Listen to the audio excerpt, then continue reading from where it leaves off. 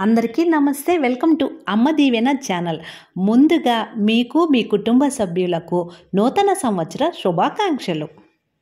మన హిందువులకు నూతన సంవత్సరం ఉగాదితో నూతన సంవత్సరం ప్రారంభమవుతుంది. ఆంగ్ల సంవత్సరాది ఈ రోజు నుంచి ప్రారంభమవుతుంది. అంటే మనము క్యాలెండర్ మారుస్తాం కాబట్టి చక్కగా ఈ నూతన సంవత్సరాన్ని నేనైతే ఇలా చేసుకున్నాను. ఈ రోజు నుంచి కొత్త సంవత్సరం మొదలవుతుంది. నిత్య నూతనుడైన సూర్యుడు కొత్త కాంతులతో వేల వెలుగు రేఖలతో బంగారు భవిష్యత్తుకు దారి చూపుతూ వస్తాడు. జగత్తును వెలిగించే సూర్యుడు ఆరోగ్య ప్రదాత, ఆనంద ప్రదాత. సూర్యుడు శాశ్వతం కానీ జీవనకాలం శాశ్వతం కాదు. ప్రతి క్షణం వేల సందుల్లోంచి నీటిలా మనకు తెలియకుండానే జారి గతంలో కలిసిపోతుంది. ఆ సంగతి తెలిసి మరో కొత్త సంవత్సరానికి స్వాగతం పలకడం కోసం ఎదురు చూడటమే జీవితం. రేపటి మీద ఆశలతో జీవించాలి. వర్తమానాన్ని ఆస్వాదిస్తూ భవిష్యత్తులోకి ప్రవేశించాలి. విశ్వంలో అన్నిటికీ శక్తిని, తేజస్సును ఇచ్చేది కనిపించే సూర్యుడు.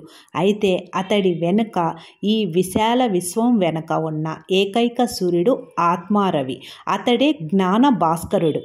రాత్రనక పగలనక ప్రతి జీవి హృదయంలో స్థావర జంగమాత్మక ప్రపంచాన్ని నడిపించే సూర్యుడు.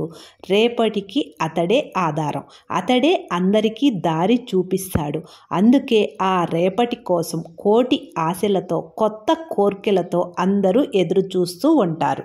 ప్రహ్లాదుడి కోసం వచ్చిన నారసింహస్వామిలా దైవం రావాలి. చెడును చీల్చి చెండాడి మంచికి పట్టం కట్టాలి. దైవత్వాన్ని నిరూపించాలి.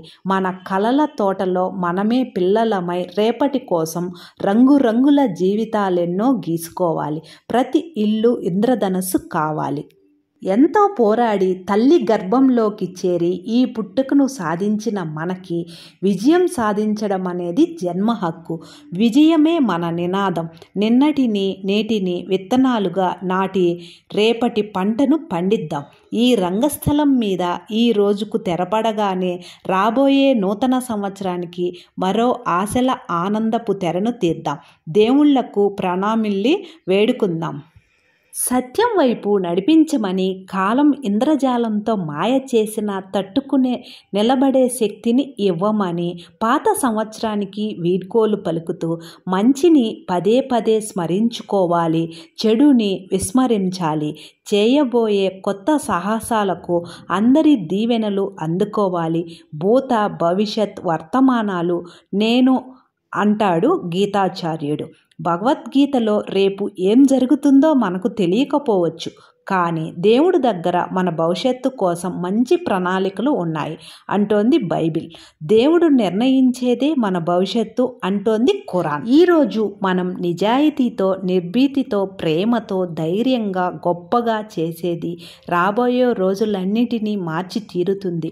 రేపటి కోసం ఎదురు చూద్దాం. కొత్త సూర్యుడిని ఆహ్వానిద్దాం.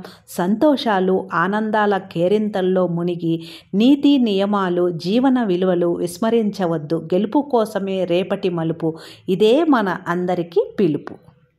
మనము జీవితంలో ఉన్నత స్థానానికి పోవాలి అంటే ఎప్పటి పనిని అప్పుడే పూర్తి చేయాలి.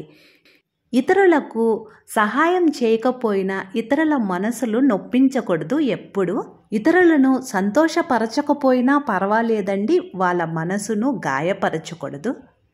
అంతేనండి. ఏదో నాకు తెలిసిన 4 విషయాలు మీకు చెప్పానండి. నూతన సంవత్సరం రోజు మేము ఎటువంటి హడావిడి హంగామా ఏమీ చేయమండి. తెల్లవారుజామునే నిద్ర లేచి వాకిటి ముందు శుభ్రం చేసుకొని రంగులతో ముగ్గులు వేసి ఆ తరువాత ఇల్లు, పూజ గదిని మొత్తం శుభ్రం చేసి తలస్నానం చేసిన తరువాత పూజ గదిలోని చిత్రపటాలకి మన దగ్గర ఉన్న పువ్వులతో అలంకరించి పూజ చేసుకొని ఏదో ఒక నైవేద్యం స్వామివారికి సమర్పిస్తానండి. దాంట్లో భాగంగా ఈరోజు బెల్లం పరమాన్నం తయారు చేసి స్వామివారికి సమర్పించి పండ్లు, తాంబూలం సమర్పించాను. చివర్లో గడ్డకర్పూరంతో కానీ, హారతి కర్పూరంతో కానీ, పచ్చకర్పూరంతో కానీ హారతి ఇచ్చి అక్షింతలు స్వామి పాదాల దగ్గర ఉంచి మనస్ఫూర్తిగా ఒక్క నమస్కారం చేసుకుంటే ఆయన చల్లని చూపు ఈ సంవత్సరం అంతా మన మీద, మన కుటుంబ సభ్యుల మీద ఎల్లవేళలా ఉంటుంది. ఎటువంటి హడావిడి హంగామా ఆర్భాటాలు లేకుండా సింపుల్గా మా ఇంట్లో నేను చేసుకున్నటువంటి నూతన సంవత్సరం పూజ అండి. ఇలాగనే చేయాలనేం లేదండి, నేను ఎలా చేసుకున్నానో మీకు చూపెడదామని వీడియో అప్లోడ్ చేస్తున్నానండి, మరే ఉద్దేశము లేదు.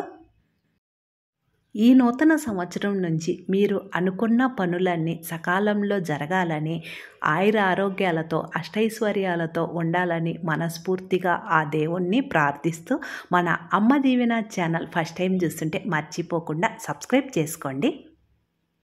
ఈ నూతన సంవత్సరం రోజు మీరు ఎలా పూజ చేసుకున్నారు, ఏ గుడికి వెళ్ళారో కామెంట్ సెక్షన్లో తెలియచేయండి. మరొకసారి అందరికీ మన అమ్మ దీవెన ఛానల్ తరఫు నుంచి నూతన సంవత్సర శుభాకాంక్షలు. నేను వేరొక వీడియోతో మీ ముందుంటాను. Thank you.